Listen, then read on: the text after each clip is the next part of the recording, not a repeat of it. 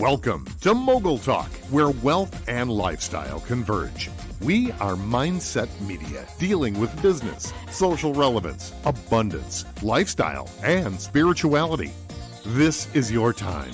This is your moment. And this is your host, Ms. Mogul, Charity Smith.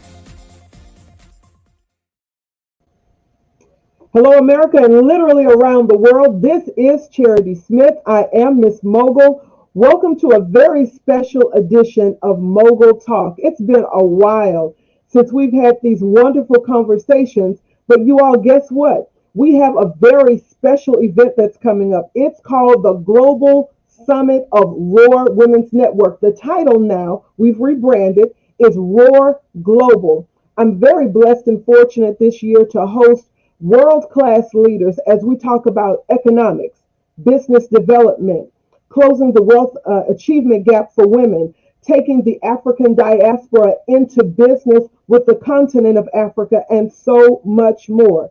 Now, because this is such a pivotal event and such a remarkable time that we're embarking upon, I thought it prudent that I bring in our guests and have a few interviews and conversations with them to introduce them to you, our global audience. So now, without further ado, I want to welcome to the studio my very first guest today. Thank you for joining me. This is attorney Shakeatha Davis. Welcome to the studio today. Thank you so much. I'm pleased to be here. Thank you. Listen, before we get into the interview, I want to tell people a bit about you.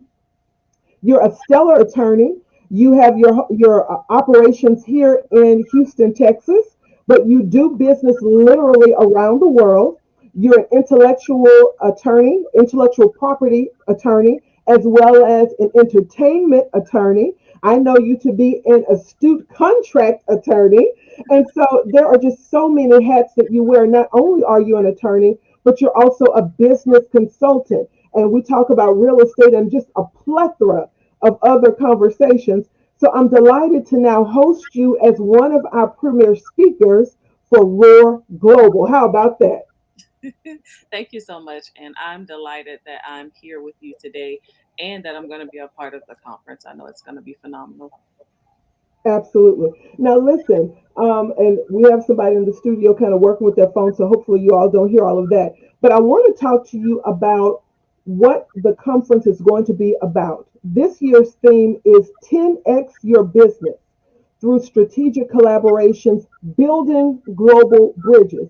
Now, we've heard that term 10x your business, 10x your business, but I really wanted to bring some clarity to what it means and what we mean when we say 10x your business, right? We're not talking about growing 10% of your business. No, we're talking about taking where you are and now multiplying that 10 times. So it's essentially taking your business 10 levels up. And the only way you can do that in our belief system, in our mind, is that we have strategic collaborations.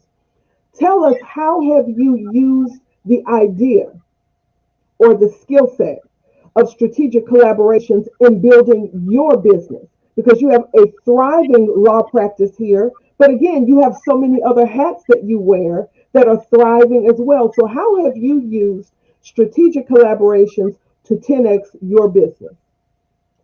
Thank you so much for that question. And so I have used strategic collaborations to build my business by really watering my relationships. I've learned a lot through mentorship and through connecting with just people in life. You never know where those relationships are going to take you. So I would say be mindful of mining your relationships and watering them. And so a seed might be planted. I may meet someone in one area of my business in the music industry, and they might need a legal matter or a business consultant in another matter. So I don't think that sometimes I think that people um, identify or they try to identify whether they think someone is helpful in the space when they meet them and not necessarily work on building a genuine relationship. So that has been the key to growing my business, building a genuine relationship with someone and seeing where that might lead. And that is actually how I'm here with you today. It's just watering the relationships. We did not come into the relationship, doing business. I think it's very important to water it, develop the relationship, build trust, and then you can do business with someone knowing and having that assurance about who they are, what they stand for, what their character is like. Myself, I do not do business with everyone. I turn clients down sometimes. It has to be the right fit for me and the right fit for that person. And so that is Mhm. what I've learned as an attorney. Everybody does not have to be your client, even as a business consultant. Not everyone has to be your client, but the people that you are designed to connect with, the people who you have synergy with, water those relationships and see where they will lead you. And mine have led me to be successful. I've had people recommend me for things that I did not ask for. I've had people bring opportunities to me that I did not seek out. And so I think that that's been an important aspect towards my success is just treating everyone with respect and minding the relationship. So that is my advice. So that's really it's pivotal, right, in developing longevity in the relationship, right? It really is getting to know the person behind the brand, behind the business, behind the organization, getting to really discern who they are. But is there a certain skill set? You know, you're an attorney, so you're constantly listening on multiple levels, right? So you can hear someone share what we call their elevator speech, but I'm sure there is this kind of process that you go through where you're listening for keywords or you're listening for phrases or you're looking at body language. Tell us now why or how has it been important for you to know when to pursue those relationships, right? Because everyone typically comes with a great elevator speech, great branding, great logos, and I mean the veneer looks great. How do you then know when to pursue that kind of collaboration? And two, how do you know where to place that relationship, right? Because I have this saying there are relationships that we have that are kind of social and on the surface, but there are those relationships where we can take people deeper, right? Deeper into our business, our brand, and essentially closer into our sphere. How do you know when to do that? So, oh, you're asking some awesome questions this morning that require thought. And that's We what are mindset media for moguls. This is not a surface conversation. We want to know because, see, listen, people are literally listening around the world and they have these types of questions, right? We meet great people at these wonderful networking organizations and these events, and we bring home a bunch of cards and we have the e cards. But then you think, who do I pursue? Because to your point, not everybody, one, and let's put this out here, one is worthy of my time. Two, not everyone is going to have the kind of character or the skill set or even the infrastructure that I want to build with. So, how do you then start to ascertain who those potential long term partners are and how far to take them in what you're growing? How do you kind of go through that process in your own mind? So, I think that that's a question as I've grown, right? Because when you're a new attorney or a new business owner, sometimes you really do have to maybe take on some clients that you don't understand, may not be your ideal client, or work with some people, because being able to choose, it is a privilege. Yes, Sometimes it is. getting in and we're just trying to get the business in. We cannot be as selective. We're just trying to get bills paid, right? So I have been there. I didn't Mhm. start off being able to choose. But I think as you grow in business and as you decide what type of business you want to do, then you start to be more selective. And so, thankfully, I've been an attorney for the past 10 years, but I have been a business development and consultant for a while. Since I was in my teenage years, I've been helping to build. And so, I think that that is something that I've had to really, really study along the way. If you have an experience that you do not like, I think that you should study it and you should figure out how to not duplicate it. If you have an experience that you do like, you should study and figure out how do I duplicate this experience. So I believe is examining relationships and paying attention. So for me, it was important to figure out what my core values were, what Good. made me really shine and really feel like I was in the place that I was supposed to be, made me feel purposeful. And so my core That's values good. are innovation, integrity, and community. And That's so those good. are my drivers in my business. That is in my mission statement of my firm and my law firm, but it's a life mission statement. I'm very community driven. My parents were pastors, and that was something that was implemented at a young age, that you're supposed to help your community. And so I want to do collaborations that feed into helping my community, that are not just about money, right? Because as I've stated, I'm not at the point where money is my even my top driver. We know that we need it, but it's a tool, it's a resource. It is not, I would say, my God. So that money is not my number one thing. And so, like, the second thing is about innovation. I want something that stimulates my brain. I want to be able to give new solutions and new approaches to problems that people have, and to be able to help them to solve the problem. So, innovation, me being mentally stimulated, that's an important part of my strategic collaboration, and so I want to lean into opportunities that do that. Yes, ma'am.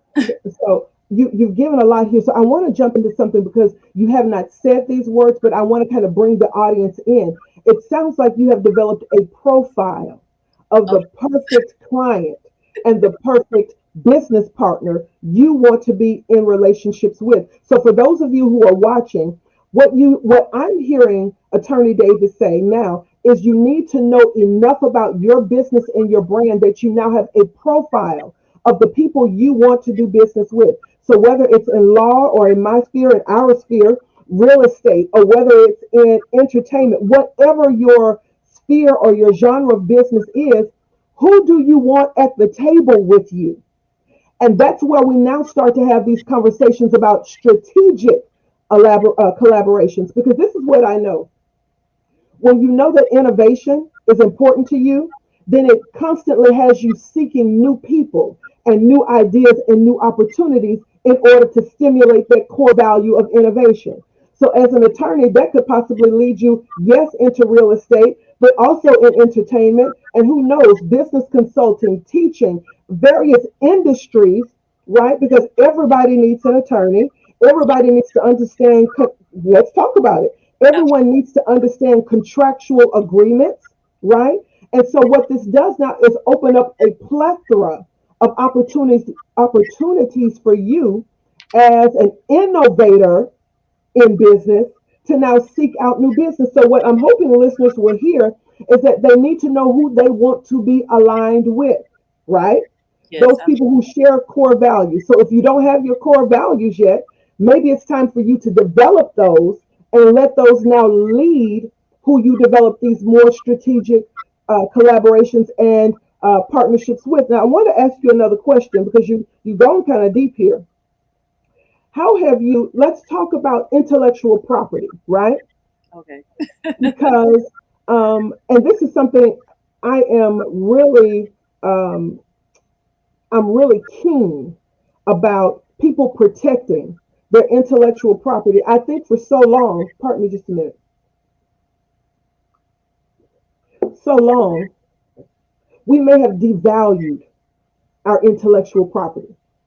Yes. I'm going to throw a little bit of mud and a little bit of shade out here, but I have the boots to walk through it. So we post stuff on social media a lot of times as innovators and thinkers because I'm in that space. I'm constantly creating. And when I started out this road almost 25 years ago, I was just eager to share because it was just coming to me information, ideas, um, branding ideas. I mean, just flowing. And so it was very easy for me to share. And I just gave information away. Now, I noticed after a while that people were using my content without giving citations properly of where they had gotten that information from.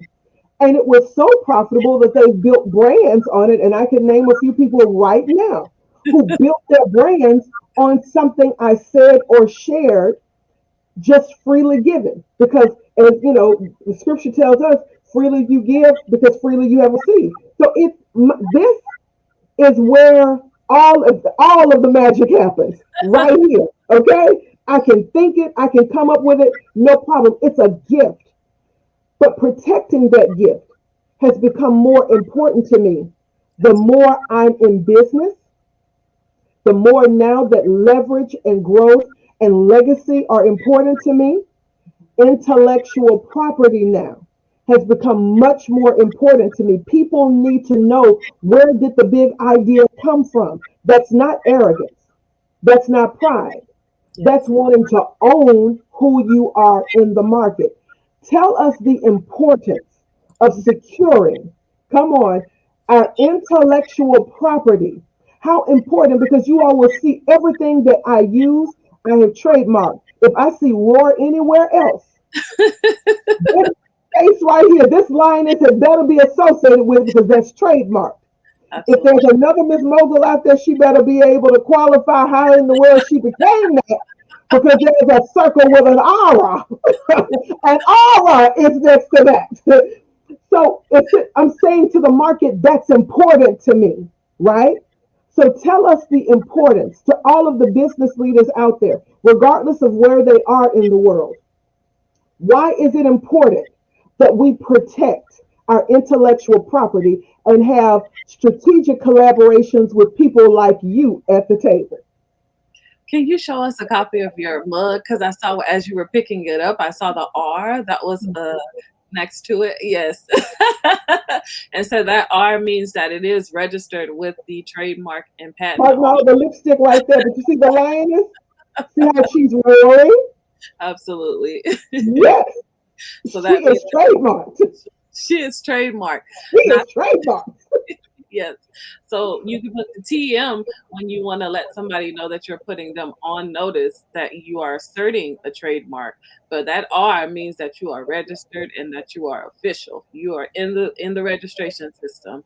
And so I think that is very important. I think culturally, I know Talk particularly about that. in the African American Talk community, about it. people of color may not have traditionally had access to information about how to protect, build, and scale our businesses. Sure, And so it has become extremely important to me as a woman of color to educate our communities, people of color, not just sure. African American, but I'm African American, so that's where I'll start.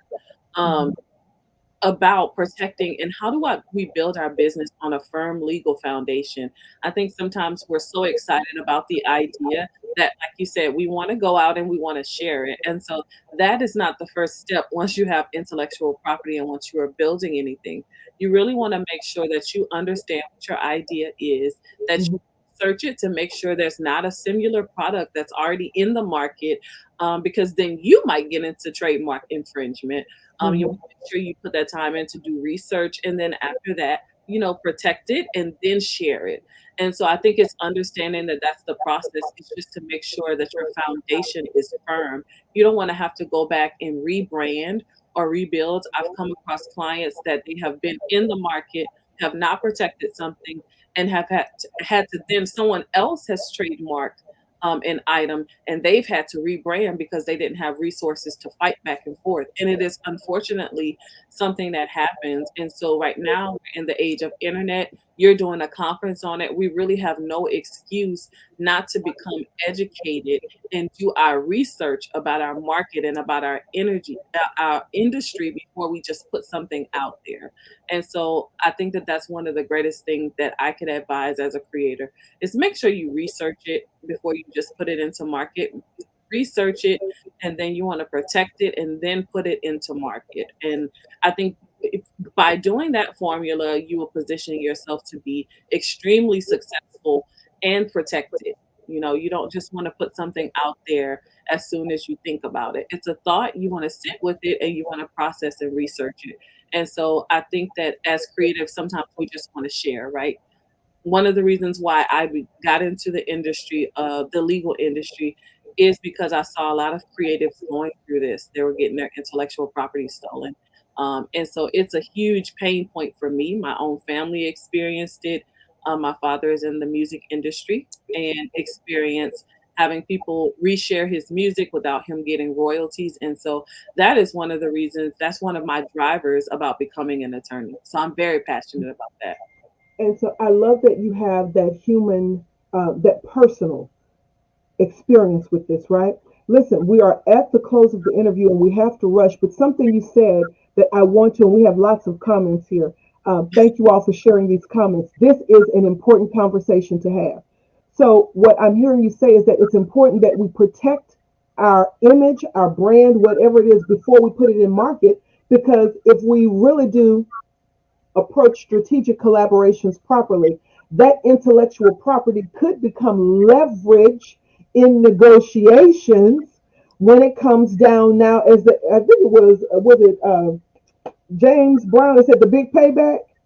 I may be dating myself, but when you're talking about the big payoff, when you talk about where should resources and revenue and residuals sit, when you talk about that in terms of now intellectual property and who is the brains behind the machine, it could potentially give you leverage moving forward when you start to negotiate positionings in these partnerships. Now, I'm probably getting into some of your presentation, but listen, I want to thank you for being my guest on today. Ladies and gentlemen, I'm going to invite you to make sure that you tune in August 11th. This dynamic speaker will be there, attorney Esquire. Shakeatha Davis will be there talking to us about intellectual property. We have not even begun to scratch the surface of what this woman has to bring to the table when it comes to this particular space of intellectual property, but then how she can show us to how we leverage it properly and how we protect it initially. Before you can leverage, you have to protect. Am I on it? Absolutely. You are spot on right now. Awesome. Attorney Davis, if you could leave our guests with one pearl, and don't give them everything because they have to come to the summit to get it all, but leave us with one pearl of wisdom when it comes to intellectual property and how we use it in strategic collaborations or how we leverage it for scale. What's your pearl of wisdom for us? So the thing that came to me as you were speaking is that as a business owner, I want us to start thinking about legacy. And I know that that's one of the things you talk about a lot. When you protect it in this generation and you build something, it's not just for you. There's legacies in generations that can benefit from this by what you do here and now. And so you definitely want to make sure that you're building something that lives past your lifetime. I want us to start getting in the thought pattern of this is not just what's going to benefit me, but generations to come. Something that you build in this generation can really provide financial and economic freedom to the rest of your family. And so that is what I want you to think about. That is why you should invest in protecting your brand, protecting your intellectual property, because it can live past you. It can really free your generation. Wow. Listen, and if that's what we're just talking about in a quick interview, you all, this summit is for free. Make sure you get to the summit. Go to Roar Global today. Register, and if for no other reason, you need to hear this content. Attorney Davis, thank you again for joining me for this promo interview. And I hope now that people who are listening see the impact of what your presentation will bring at Roar Global. We're so excited to have you. I'm excited to be here. Thank you so much. All right, and thank all of you for listening. Stay tuned. We have another wonderful interview coming up real soon. Thank you all for watching.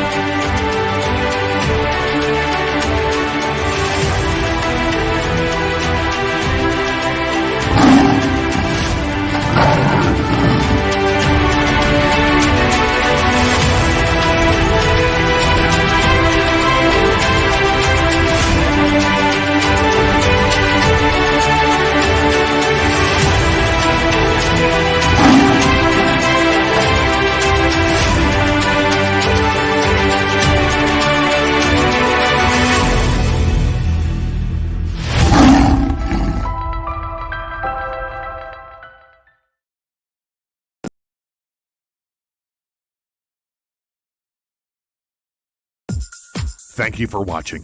Connect with us on our fan page on Facebook, Master Your Morning with Ms. Mogul, and subscribe to our YouTube channel, Mogul Life TV. And visit our website, youcancreateyourown economy.com and mommyscreatingeconomies.com.